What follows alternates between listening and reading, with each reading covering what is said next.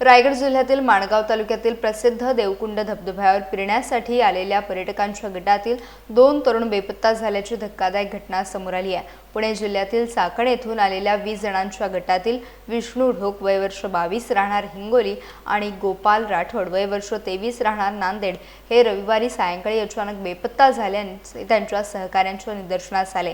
त्यानंतर तातडीने माणगाव पोलिसांना माहिती देण्यात आली। घटनेची माहिती मिळताच शेलार मामा रेस्क्यू टीम घटनास्थळी दाखल झाली आणि स्थानिक स्वयंसेवकांच्या मदतीने शोध मोहीम सुरू करण्यात आली। मात्र अंधार आणि प्रतिकूल हवामानामुळे शोध कार्य तात्पुरते स्थगित करण्यात आले असून सोमवारी सकाळपासून पुन्हा व्यापक स्वरूपात शोध मोहीम सुरू करण्यात आली आहे।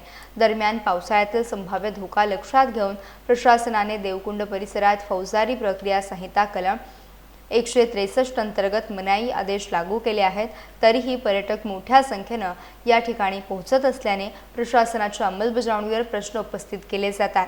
या प्रकरणाचा पुढील तपास माणगाव पोलीस करत असून बेपत्ता दोन्ही तरुणांचा शोध घेण्यासाठी सर्व संबंधित यंत्रणा प्रयत्नशील आहेत।